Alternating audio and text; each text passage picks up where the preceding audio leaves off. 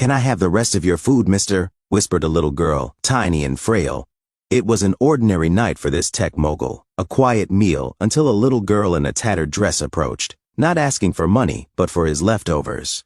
When he handed her his plate, she didn't eat, she ran. When he followed her down the dark alley, what he saw was something that would shatter his understanding of his own reality and his past, something he had long forgotten or chose to forget. Who were these girls, and why did they feel familiar? Find out in today's story, and please let us know where you're tuning in from. Nathan Prescott, a 52-year-old tech mogul with a net worth in the billions, sat alone in the Marbled Vine, one of the most luxurious restaurants in downtown Seattle. The lighting was dim, the air rich with the aroma of truffle oil and aged wine. Tonight was supposed to be a celebration. His company's stock had doubled, and he had just surpassed every financial milestone he'd ever dreamed of. But as he swirled his glass of Merlot, a flicker of movement outside the window caught his eye. A girl, no older than 5, stood alone on the sidewalk, her tiny frame engulfed in a faded yellow dress. Her eyes locked onto his plate of lobster and roasted vegetables with a hunger that went far beyond food. She stepped forward. "Can I have the rest of your food, mister?" she whispered. Nathan hesitated. He had grown numb to scenes like this. Children on the streets, hollow-eyed and hungry, passing shadows in a world of luxury he had come to take for granted. He was used to brushing off street beggars with practiced indifference. But something in this little girl's eyes, a mixture of raw desperation and something hauntingly familiar, froze him in place. In that fleeting moment, Nathan saw not just a child, but a mirror to his forgotten past. Instead of calling security, he pushed the plate toward the girl. "Take it," he said, his voice stiff. To his surprise, the girl didn't eat a single bite. Instead, she carefully slid the food into a crumpled plastic bag, gave him a soft thank you, and ran. Nathan couldn't let it go. He threw a few bills on the table and left the restaurant, following the girl as she disappeared into the cold night. His Italian shoes clicked sharply against the pavement, his heart pounding, not from fear but from something deeper. He followed her through twisting side streets until she vanished into Elmwood Alley, a forgotten corner of the city that reeked of rot and rain. Then he saw her again. She was kneeling beside a smaller child, just a baby really, curled into herself and barely moving. Her small body trembled with every breath, too weak to lift her head, too fragile to cry. The baby's lips were cracked, dry from dehydration, and her skin was flushed with a deep fever. "I brought food, Sophie," the older girl, Lila, whispered, brushing back her sister's damp curls. "Just like Grandma said." Nathan's knees buckled, and the shock of what he was witnessing hit him like a tidal wave. He crouched beside them, his heart in his throat. This wasn't a random act of hunger. This was survival in its most raw, unfiltered form. This was a truth so staggering, it shattered the illusion he had built around his comfortable existence. As the ambulance sirens approached in the distance, Nathan noticed something in Lila's hand. A small locket. She held it like a lifeline. "Who's in the picture?" he asked gently. "My grandma," she replied. "She told us stories. She said we'd be okay. She promised." Nathan reached for the locket, his fingers trembling. When he saw the photo inside, his breath hitched. It was Ruth Monroe, the woman who had taken him in when he was a homeless teenager.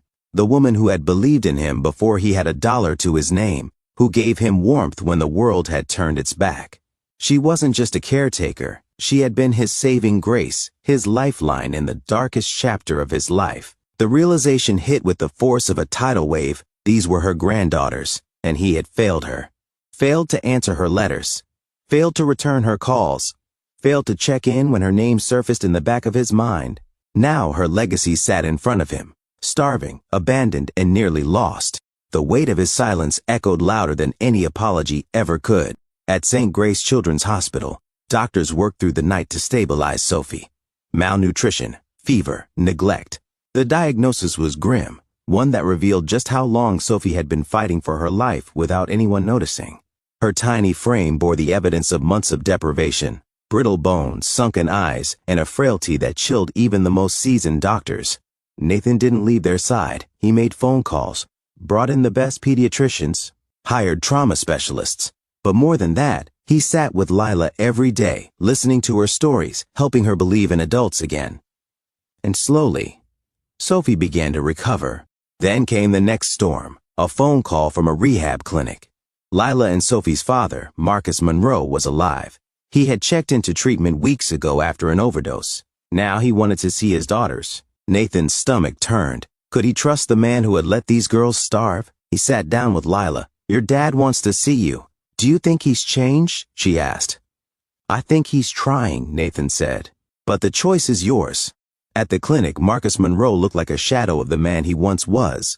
Thin, worn, but sober. When he saw his daughters, tears streamed down his face. "I know I failed you," he whispered, his voice shaking with guilt and hope. "But I want to try again. I want to be someone you can trust." Sophie didn't wait. She sprinted into his arms with a sob, her tiny hands wrapping tightly around his waist. Marcus held her close, tears falling freely as he kissed the top of her head. Lila, however, stood still, her hands clenched by her sides. The memories of hunger, fear, and unanswered questions built a wall around her heart that wasn't so easy to tear down. But she slowly, cautiously, she stepped forward. Her voice, though soft, carried the weight of everything she had endured. "You have to promise. No more disappearing, no more lies. If you come back, you stay. You don't get to leave again." Marcus nodded solemnly. "I promise. I'm not running anymore. I swear it." Nathan watched from a few feet away, his chest tight, emotion rising like a tide. It wasn't perfect. It wasn't a fairy tale. But it was something more honest. It was a beginning. And beginnings, he knew, were powerful things. Weeks passed. Nathan had taken a leave from his company. No, everything was slowly falling into place, into routine. He opened his home to the girls and helped their father recover and rebuild his family, now also his family. His mansion no longer felt empty. It echoed with the sound of giggles, crayons on hardwood, and bedtime stories. Lila and Sophie weren't just two girls he helped. They had become his family.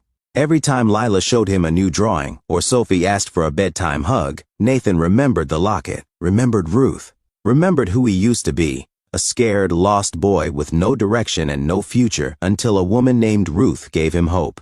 He recalled the warmth of her tiny kitchen, the quiet reassurance of her bedtime stories, and the way she looked at him like he mattered when no one else did, and who he had become again, not just a man of wealth and influence, but someone who now understood the priceless value of compassion, of stepping in when it counts.